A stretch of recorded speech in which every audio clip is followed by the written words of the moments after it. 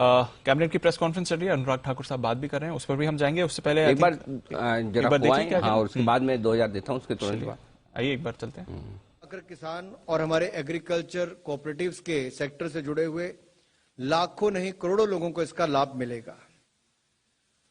दूसरा निर्णय जो किया गया है उसके लिए अगर मैं कहूं तो वर्तमान में देश में उत्पादित 99% यानी कि 99% क्रूड सरकारी रिफाइनरीज को एलोकेट किया जाता है। यह व्यवस्था तब से चली आ रही है जब से क्रूड ऑयल का उत्पादन पब्लिक सेक्टर कंपनीज करती थी और रिफाइनरी की भी पब्लिक सेक्टर कंपनीज ही करती थी। आज cabinet committee on economic affairs ने प्रधानमंत्री जी की अध्यक्षता में deregulation of sale of domestically produced crude oil को मंजूरी दे दी है। अब क्रूड ऑयल और कंडेंसेट का एलोकेशन बंद हो जाएगा। यह निर्णय 1 अक्टूबर 2022 से प्रभावी होगा।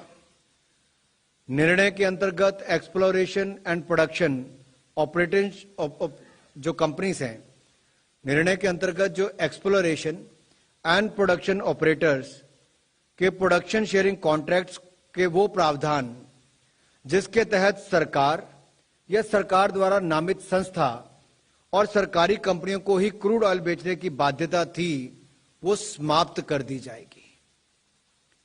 अब सब ईएनपी कंपनीज अपनी फील्ड के क्रूड ऑयल को घरेलू बाजार में बेचने के लिए पूरी तरह से स्वतंत्र होंगी। यानी कि जो कंपनीज एक्सप्लोरेशन क्रूड ऑयल की करती थी, अब उनको केवल सरकारी कंपनियों को ही नहीं बेचना है, वो घरेलू बाजार में किसी भी कंपनी को बेचने के लिए पूरी तरह से स्वतंत्र होगी। सरकारी राजस्व यानी कि रेवेन्यू जैसे कि रॉयल्टी, सेस इत्यादि यूनिफॉर्म तरीके से सभी कॉन्ट्रैक्ट्स पर निर्धारित किए जाएंगे। पहले की तरह निर्यात यानी कि एक्सपोर्ट की अनुमति नहीं रहेगी।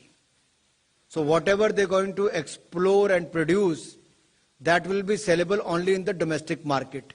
But they will have a freedom not only to sell it to the government companies, but also to any private company. They will be free to doing so. यह निर्णय आर्थिक गतिविधियों को और बढ़ावा देगा, अपस्ट्रीम तेल और गैस क्षेत्र में निवेश करने को और प्रोत्साहन देगा और 2014 से शुरू किए गए टारगेटेड ट्रांसफॉर्मेटिव रिफॉर्म्स की श्रृंखला पर आधारित होगा।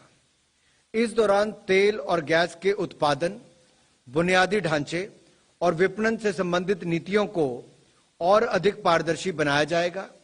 व्यवसाय करने में आसानी और ऑपरेटर उद्योगों को अधिक लचीलेपन की सुविधा भी इन सुविधाओं से और बढ़ेगी। सो क्लियरली इससे साफ ये पता चलता है कि तदुपरांत क्रूड के उत्पादन और रिफाइनिंग में प्राइवेट सेक्टर की एंट्री की अनुमति दे दी गई है और दोनों क्षेत्रों में प्राइवेट सेक्टर की कंपनियां भी कार्यरत हैं, एक्सप्लोरेशन में भी और प्रोडक्शन में भी। इन बदली हुई परिस्थितियों में डोमेस्टिक क्रूड ऑयल केवल सरकारी रिफाइनरीज को एलोकेट करने का कोई औचित्य नहीं रह जाता है। सो ऐसा करने से क्रूड ऑयल के उत्पादकों को प्राइसिंग और मार्केटिंग रिफॉर्म्स की पूरी स्वतंत्रता होगी, पूरा फ्रीडम होगा। इससे उन्हें अधिक से अधिक क्रूड ऑयल उत्पादन के लिए प्रोत्साहन भी मिलेगा।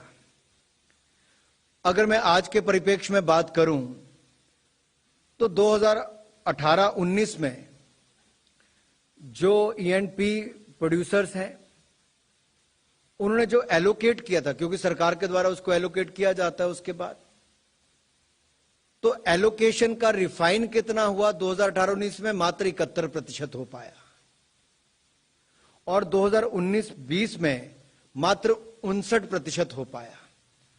तो केवल लिमिटेड लोगों तक उसको देने की बजाय इसको ओपन किया गया ताकि लोकल क्रूड जो प्रोडक्शन है और जो एक्सप्लोर भी कर रहे हैं उसका ज्यादा लाभ यहां पर हो सके और इंपोर्ट पर हमारी जो निर्भरता उसको भी और कम किया जा सके। ईज ऑफ डूइंग बिजनेस भी होगा, ज्यादा इन्वेस्टमेंट भी आएगी, ज्यादा रोजगार भी होगा और कहीं ना कहीं जो हम एक्सप्लोर कर रहे हैं उसको भी और करने में ज्यादा लाभ मिल पाएगा।